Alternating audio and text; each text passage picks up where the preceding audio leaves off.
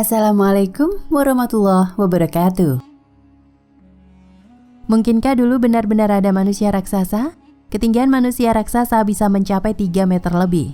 Dalam cerita atau mitos melegenda tentang Raja Og, Nabi Musa alaihissalam dikatakan sebagai manusia yang membunuh raksasa Raja Og dan meninggal di usia 120 tahun atau sekitar 1300 atau 1400 sebelum Masehi yang mendahului zaman besi di wilayah Levant.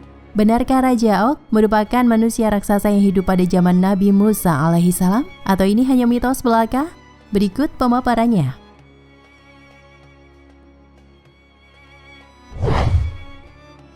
Manusia raksasa dikenal dengan nama Banu Amalikoh. Manusia raksasa adalah nyata. Ia pernah hidup di zaman dahulu. Mereka dikenal dengan nama Banu Amalikoh yang hidup di zaman Nabi Musa dan bertempat di sebuah daerah bernama Ar-Riha. Allah Subhanahu wa Ta'ala menyebutkan mereka dalam Al-Quran, "Hai Musa, sesungguhnya dalam negeri itu ada orang-orang Jabbarin, orang-orang yang berbadan besar.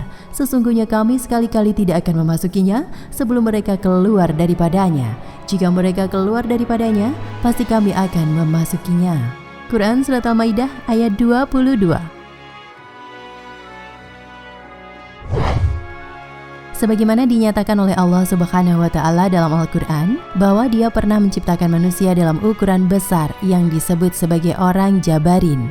Dalam tafsir Ibnu Katsir disebutkan bahwa Ali bin Abu Tholihah meriwayatkan dari Ibnu Abbas. Ia berkata bahwa ketika Nabi Musa alaihissalam singgah di negeri itu, beliau mengutus mata-mata untuk melihat sebanyak 12 orang agar mencari tahu kabar yang ada di kota tersebut.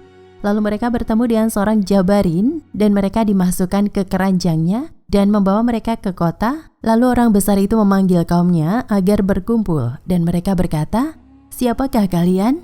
Lalu kaum Nabi Musa berkata, "Kami adalah kaum Musa. Ia mengutus kami untuk mengetahui kabar kalian." Lalu kaum Nabi Musa diberi 1 buah anggur yang mencukupi 1 orang. Mereka berkata, "Pergilah kepada Musa dan kaumnya dan katakan, perhitungkanlah bagaimana besarnya buah-buahannya." Mereka pun pulang kepada Nabi Musa dan berkata, "Pergilah kamu dan Robmu saja yang memerangi mereka. Kami akan duduk di sini saja, tidak ikut berperang." Sedang dalam riwayat Ibnu Abi Hatim dan Anas, bahwa dikatakan tinggi badan Banu Amalikoh sekitar 55 hasta atau sekitar 25 meter.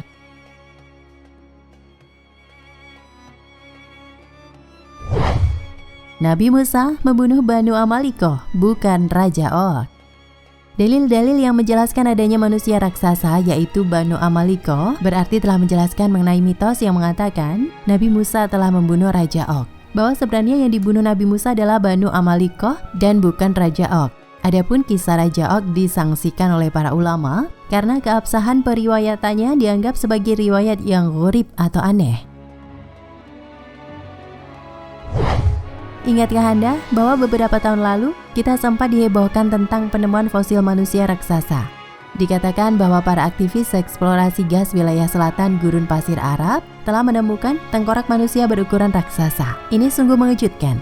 Demi keselamatan tapak arkeologi tersebut, tentara Arab Saudi telah menjaga kawasan penemuan ini dan tidak seorang pun diperbolehkan memasuki lokasi kecuali pegawai eksplorasi Aramco. Ada yang mengatakan bahwa fosil manusia raksasa tersebut adalah milik kaum Ad yang hidup di zaman Nabi Hud alaihissalam. Lalu bagaimana Islam sendiri menceritakan tentang keberadaan kaum Ad? Benarkah kaum Ad juga merupakan kaum dengan bentuk raksasa seperti Banu Amalikoh? Allah Subhanahu wa Ta'ala telah menyebutkan kehebatan kaum Ad dalam firman-Nya, "Tidakkah engkau perhatikan bagaimana Tuhan melakukan terhadap kaum Ad yang kufur durhaka, yaitu penduduk Iram yang mempunyai bangunan-bangunan yang tinggi tiangnya, sesuai dengan penduduknya." Quran Surat Al-Fajr ayat 6 hingga 7. Kemudian Allah Subhanahu wa Ta'ala mengutus kaum Ad seorang nabi yang dilantik dari kalangan mereka, yaitu Nabi Hud alaihissalam, yang ditugaskan untuk memberi peringatan.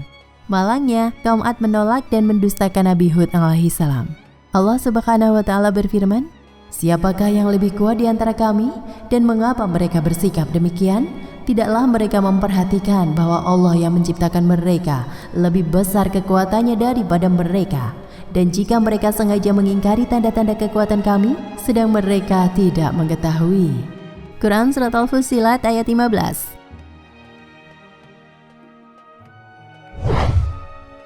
Begitulah sikap kaum 'Ad sehingga perbuatannya tersebut telah mendatangkan kemurkaan Allah Subhanahu wa taala. Akibatnya mereka dibinasakan dengan angin ribut yang besar. Mengenai hal ini, Allah telah menjelaskan dalam firman-Nya, "Adapun 'Ad kaum Nabi Hud, maka mereka telah dibinasakan dengan angin ribut yang kencang yang melampaui kencangnya, yang diarahkan untuk menyerang mereka selama 7 malam 8 hari terus-menerus. Kalaulah engkau menyaksikannya, maka engkau akan melihat kaum itu bergelimpangan mati, seolah-olah mereka batang-batang pohon kurma yang tumbang. Dan yang demikian dapatkah engkau melihat lagi sisa-sisa mereka yang masih hidup?" Quran Surat Al-Haqqah ayat 6 hingga 8. Kajian geografi menunjukkan bahwa tempat tinggal kaum 'Ad di bumi Ahqaf yang terletak di sebelah utara Hadramaut, di sebelah utaranya terletak Ar-Raqali, dan bagian timurnya ialah Oman. Mereka ialah kaum yang menyembah berhala. Begitulah ulasan di balik misteri manusia raksasa. Nyatanya mereka pernah hidup di zaman Nabi Musa alaihissalam. Mereka biasa disebut Banu Amalikoh. Sedangkan mengenai kaum 'Ad ini pun sungguh nyata adanya. Karena Al-Quran banyak menyebutkan tentang kaum 'Ad yang disebut memiliki kekuatan besar pada zaman itu. Namun mengenai kondisi fisik kaum 'Ad belum ada penjelasannya dari hadis maupun dalil yang mengatakan mereka orang Jabarin atau manusia raksasa. Sedang mengenai beredarnya foto-foto fosil raksasa yang diduga milik kaum 'Ad, ini pun masih menimbulkan pro dan kontra. Bahkan tidak sedikit para ahli dan peneliti lain yang mengatakan bahwa foto-foto tersebut adalah hoax belaka. Wallahu a'lam.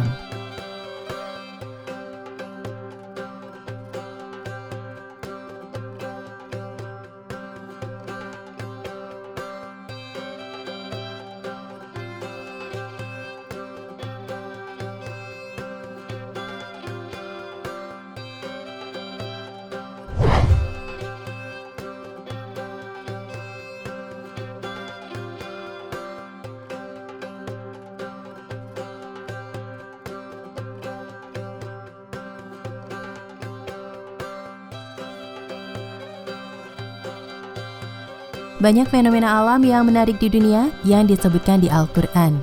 Kamu pernah dengar atau berkunjung gak ke tempat-tempat ini? Berikut diantaranya.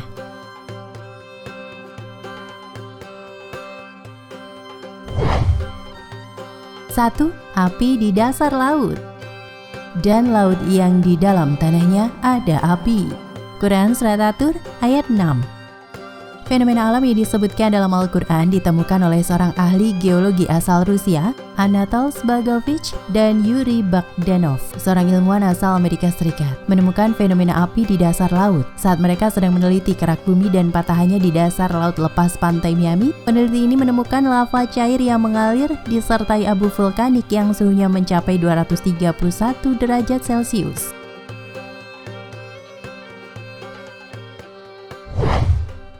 2. Pertemuan dua laut yang airnya tidak menyatu.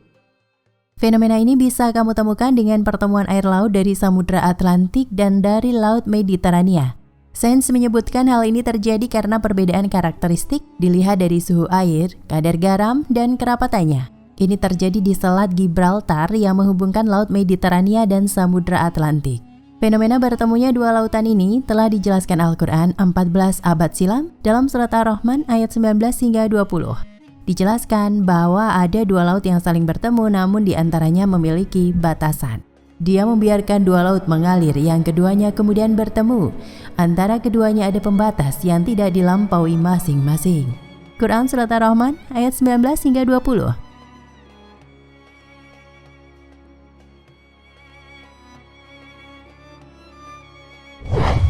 3. Gunung Pelangi di Cina. Gunung Pelangi yang berada di area Taman Nasional Zhangji Danxia Geological Park, kota terdekatnya yaitu Zhangyi yang masuk ke dalam wilayah Provinsi Gansu, Cina. Dinamakan Gunung Pelangi karena gunung ini memiliki warna-warna yang seperti pelangi. Ada warna merah, orange, putih, hingga biru, mirip seperti spektrum warna pelangi. Gunung Pelangi ini memang disebut dalam Al-Quran, tepatnya di surat Al-Fatir ayat ke-27. Dalam surat tersebut disebutkan bahwa Allah menciptakan gunung-gunung yang ada di antaranya, ada garis-garis putih dan merah yang beraneka macam warna, dan ada pula yang hitam pekat. Tidakkah kamu melihat bahwasanya Allah menurunkan hujan dari langit, lalu kami hasilkan dari hujan itu buah-buahan yang beraneka macam jenisnya. Dan di antara gunung-gunung itu ada garis-garis putih dan merah yang beraneka macam warnanya, dan ada pula yang hitam pekat. Quran Surat Fatir ayat 27.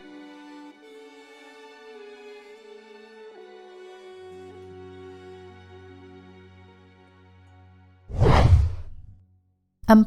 Garis edar tata surya. Tata surya merupakan bagian dari alam semesta yang sangat luas. Bumi yang kita pijak hanya salah satu planet yang ada di tata surya.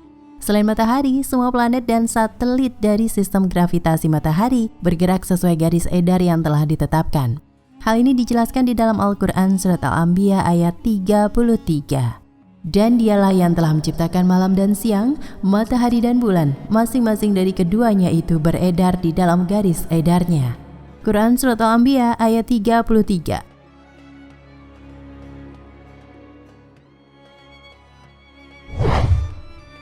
5. Terbentuknya air hujan. Kita sewaktu sekolah dijelaskan bagaimana cara hujan terjadi kan? Namun jauh sebelum peneliti mengetahui bagaimana hujan terjadi, Al-Quran telah menjelaskannya di dalam surat Ar-Rum ayat 48 hingga 49. Allah dialah yang mengirim angin, lalu angin itu menggerakkan awan, dan Allah membentangkannya di langit menurut yang dikehendakinya, dan menjadikannya bergumpal-gumpal, lalu kamu lihat hujan keluar dari celah-celahnya. Maka apabila hujan itu turun mengenai hamba-hambanya yang dikehendakinya, tiba-tiba mereka menjadi gembira, dan sesungguhnya sebelum hujan diturunkan kepada mereka, mereka benar-benar telah berputus asa. Quran Surat Ar-Rum ayat 48 hingga 49.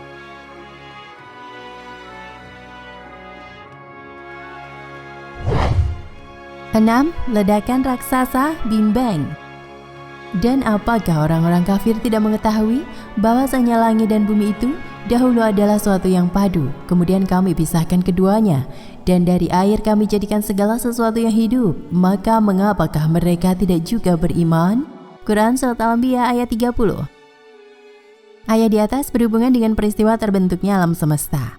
Kita mengenal teori ini dengan nama Big Bang, di mana kajiannya berdasarkan pada kajian kosmologi mengenai bentuk awal dan perkembangan alam semesta. Berdasarkan teori ini, alam semesta awalnya dalam keadaan sangat panas dan padat, lalu mengembang secara terus-menerus hingga sekarang. Peristiwa ini disampaikan dalam Al-Quran Surat Al-Anbiya ayat 30.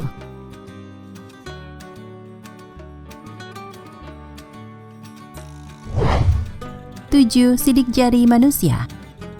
Sebelum akhir abad ke-19, orang menganggap sidik jari sekedar lengkungan pada jari tanpa arti. Padahal sidik jari manusia diciptakan berbeda-beda sebagai tanda pengenal loh. Bahkan mereka yang terlahir kembar identik pun memiliki pola sidik jari yang berbeda. Penelitian yang dilakukan oleh Sir Francis Galton akhirnya membuat sidik jari menjadi metode ilmiah identifikasi pada tahun 1880. Kesempurnaan jari manusia ini dijelaskan dalam Al-Quran dalam surat Al-Qiyamah ayat 3 yang membahas rekonstruksi jemari manusia. Apakah manusia mengira bahwa kami tidak akan mengumpulkan kembali tulang belulangnya? Bukan demikian. Sebenarnya kami kuasa menyusun kembali jari jemarinya yang sempurna. Quran Surat Al-Qiyamah ayat 3.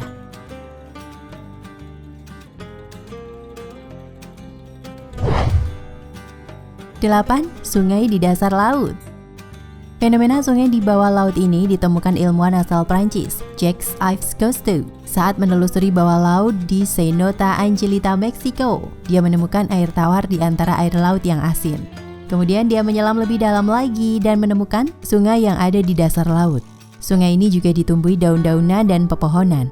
Para ahli menyebut fenomena ini sebagai lapisan hidrogen sulfida, karena air yang mengalir di sungai dasar laut ini memiliki rasa air tawar. Dalam Al-Quran Surat Al-Furqan ayat 53 menjelaskan fenomena ini. Dan dialah Allah yang membiarkan dua laut mengalir berdampingan, yang satu tawar dan segar dan yang lainnya asin. Dia jadikan antara keduanya dinding dan batas yang tidak tembus. Quran Surat Al-Furqan ayat 53. Wallahu a'lam bishawab.